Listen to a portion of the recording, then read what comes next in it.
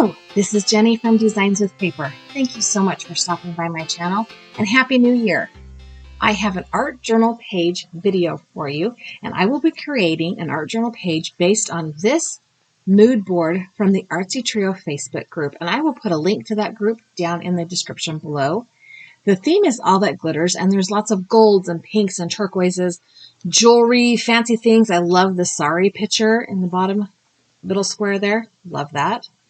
To begin with, I am going to take a piece of mixed media paper that is about 5.5 inches by 8.5 inches tall, and I'm going to cover it with this Tim Holtz Ideology tissue paper. It's called Melange, if that's how you say that word. I don't know. But I'm not going to lay it down flat. I appreciate that Tim Holtz has already added all of the components to make this multi-layered background, but I'm going to make it even more multi-layered by tearing it into pieces. And then I will take those pieces and I will overlap them on the front of my art journal page here. And it just creates that kind of texture and depth that you don't really notice, but if I made the same page without it, you could see the difference. I am not going to worry about whether or not the text and the music notes are upright or sitting properly. And I am not going to worry about how it overlaps. I'm just going to put it on. I will be adhering the tissue paper down to my art journal page or my mixed media paper with this Liquitex gel medium. And I am using my dollar store chip brush that I have trimmed the bristles off of. I will just go ahead and add a layer of gel medium to my art journal page. And then as I put each piece of tissue paper on, I will add a little bit of gel medium over the top as well. And that's kind of just to make sure that it adheres down properly. And I tell you, no matter how much gel medium I put on, inevitably one edge has a little piece that doesn't get enough glue. I don't know. So I hope your new year is starting off wonderful. Our house was a little bit, let's call it crazy. We had an interesting last couple of weeks. And I'm going to talk about that in my next video. It's a little bit of a longer video. Now that I have all the tissue paper on, I am going to go ahead and heat and dry that with my heat gun. And once I have that mostly dry, I am going to put that to the side and work on some of the other elements to this page. So I have this chipboard picture frame. I think it's a Tim Holtz. It was in my ephemera stash. It used to have a piece of pattern paper on it that peeled off because I've had it forever and ever and ever. And I have this gold acrylic paint. It is a metallic gold, a shiny gold, and I am going to dry brush this on the picture frame. So I cut the frame diagonally in half because the frame is smaller than my art journal page. And I felt like it would kind of fit better. Sorry. At some point I realized I could have gone another way with that, but that's okay. This is what I did. I'm owning it. I don't hate it. You know, it turned out how I pictured it in my head, at least that part. But I could have left it as a solid piece and just worked around it that way. Mike Deacon did an altered paintbrush for his project with this mood board, and I contemplated also doing a piece of altered art. But I like the idea of having all of it in my art journal page or in my art journal binder. So I did a more dimensional art journal page. That's just my quirk that I guess I need to work out. I am going to go ahead and trim the excess off of the excess tissue paper off of the page now that it has had time to dry and set. And it's kind of sticking to my scissors because, why not? Right? Why not? I am going to add a little bit more texture to this background by using this brick wall stencil. This is a Crafter's Workshop, the Crafter's Workshop stencil. And I will be using the Crafter's Workshop Light and Fluffy Modeling Paste. I don't know how I feel about this modeling paste. It is light and fluffy. It kind of has the consistency of like whipped, kind of like Cool Whip whipped topping. It's not grainy or granular, but it is that airy kind of foamy. It's not a stiff texture. It doesn't stand up too much off the page. Yeah, I'm not sure how I feel about it. I will use the whole container and then I'll let you know at the end how I feel about it. But yeah, my Liquitex modeling paste was just way too dry. I couldn't get any more out of the jar because I'd had it for so long and didn't properly seal it back up that it just was not functional anymore. So another element to my page is going to be this little owl. So I have an old Stampin' Up! Punch that punches out an owl, and I just punched him out of a heavyweight cardstock. It's actually like a lightweight chipboard. I use it to make boxes. And I punched it 3 or 4 times and then glued them together. And once they were dry, I set that aside to use on my art journal page. And I'm going to paint him in the same, in the same gold that I used to paint the frame. Okay, so now that my modeling paste is dry, I'm going to add some color. And I have these Diane Reevely or Delusions paints. They're acrylic paints. Had them forever and ever and ever. And I want to dry brush them on, and the first paintbrush was still stuck together with gel medium because I did not wash it properly. Yeah, that's a real thing. You have to wash that stuff properly. I am going to go ahead with the pink background. And you can see how long it's been since I've used this paint because it is separated. I am mixing that up really quick with a palette knife, and gratefully, it did mix up really well. The turquoise, on the other hand, is hard as a rock. It's like sand, mud, I don't even know. I'm going to add a little water to it to see if I can rescue it, but I don't know. So my plan here was to dry brush this on and have it be a hint of pink. Because I don't use these paints often, obviously, and because I don't use this pink often, it is not a hint. It is way more than a hint. It is hello in your face pink. So I thought, well, let's push that back with a little bit of gesso.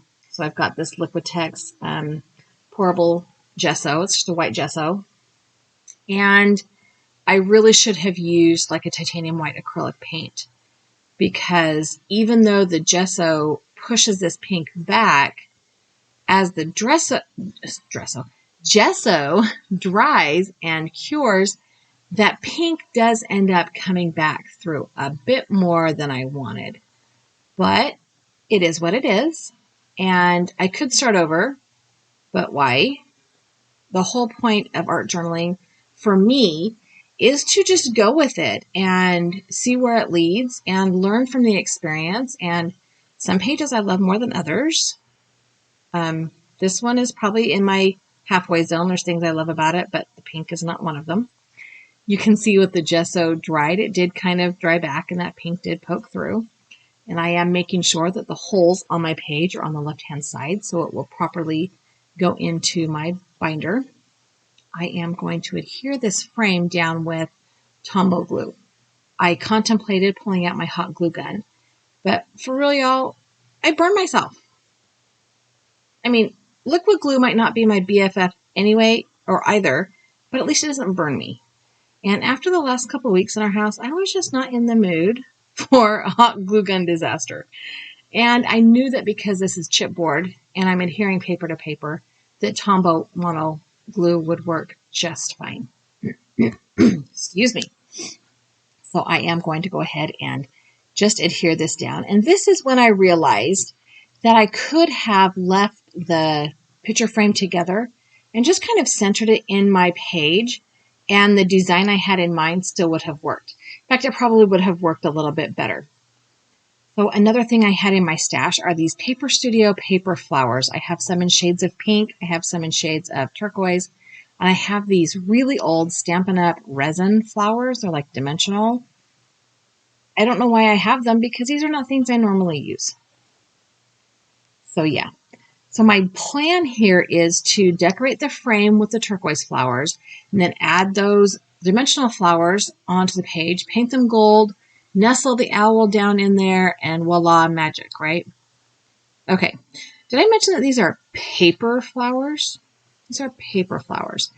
And they stuck to my fingers more than they stuck to the glue on the page, the pickup stick, and the tweezers.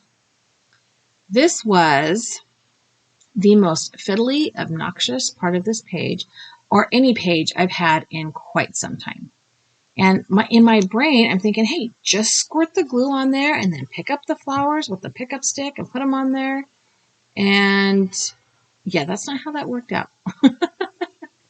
Eventually, I did get a grouping of flowers on each end of both pieces of the frame. And I got a grouping of flowers in the corners of each piece of the frame, which is what my plan was. It just took substantially longer than I thought it would because these paper flowers stuck to my fingers. I don't even know. And this is why liquid glue and I are not besties. Liquid glue has a lot of really great qualities, but it makes things stick to my fingers that I don't want to stick to my fingers. So there we go. We have the turquoise flowers added onto the frame, and now I just kind of have to figure out what I'm doing. And I figured, I got to put the other flowers on first because if I put the owl down too low, then the flowers won't fit, right? And there are a couple of different, I think there's like a rose and a dahlia, or is that how you say that? Dahlia? I don't know. And I have 2 of each or 3 of each left, whatever. And so I'm just kind of centering them, making a little mix of flowers, and I'm going to add some gold paint with a dry brush or a mostly dry brush.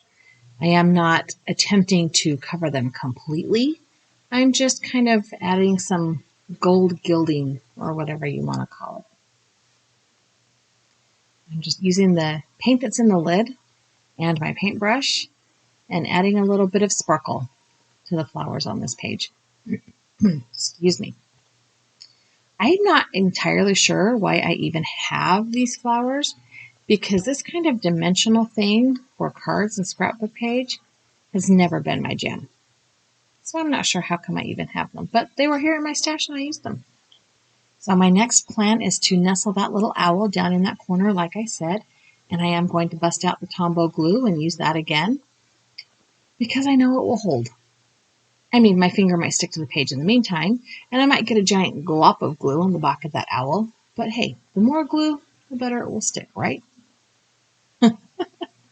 Now that I have my little owl down there, I am going to add some more of those turquoise flowers. I want to put some at the bottom of the feet of the owl, and then I want to fill in that pink space between the frame and the resin flowers, plastic or whatever they're made out of, the big flowers, just so that pink doesn't poke through and it looks kind of like a continuous element. So now I didn't know what else to do. It felt kind of done, so I pulled out my Tim Holtz Small Talk or Chit Chat, whatever they are, and I have a little strip here that says Embrace Beautiful Chaos, because you know what? This page is chaos. Beauty is in the eye of the beholder, but chaos is pretty consistent. I am going to go ahead and sign this now and date it, and then I'm going to leave the page to dry. And I left it for a couple of days. I wanted to make sure that everything was stuck on and dried good because I need to fix the back of the page, right? So the first thing I need to do is punch the holes. So I've pulled out my mood board printout, and you can see I've got the colors. I've got the pink and the turquoise and the gold. I got the owl. I got some glittery. It is what it is. I don't hate it, right? The pink I might not like, but I like the page. I am going to go ahead and line up my page and punch the holes in through the front. And I didn't line it up really well, but that doesn't matter. And then I'm going to add this piece of kind of aqua colored scrapbook paper to the back of my art journal page, just because that's something I have been doing in this art journal for this group. Because the first page I did on scrapbook paper. Yeah. I have added double-sided tape runner to 3 sides of the scrapbook paper and then the top of my art journal page, because I know that the paper is longer and wider. And I want to make sure that I get the adhesive on the edges. And I will go ahead and trim off the excess, which turns out to be a little bit more difficult than it should because, again, the paper is sticking to my scissors. I really need to invest in a pair of long non-stick scissors. I know that there are a couple brands out there, and I have some of the shorter ones, like I have the Honeybee, the nonstick little ones, but they don't cut long pieces of paper like this very well. Totally need to invest in a pair of long nonstick scissors. Okay, so here's my art journal page, and I need to punch the holes back through, and I totally jack it up, y'all. I, for whatever reason, did not push the page all the way into the punch, and the holes do not line up properly. So I fix it with some of those little circle hole punch or hole reinforcer, hole protector thingies you can find in the office section. Yeah, it looks weird, but it's there. I am going to go ahead and adhere the mood board printout to the back of my art journal page, just so that I can see what was inspiring or what inspired this page. This is the binder I use for my ArtsyTrio art journal pages. It's actually a little photo album that I found at Hobby Lobby, and one day I might decorate the cover. Thank you so much for stopping by my channel today. I hope you enjoyed watching me create chaos and work with things that maybe don't necessarily go together. I have a couple more videos here for you to watch. If you have not done so already, I would love it if you subscribe to my channel, maybe even share it with somebody else. Thank you so much. Have a really fabulous day.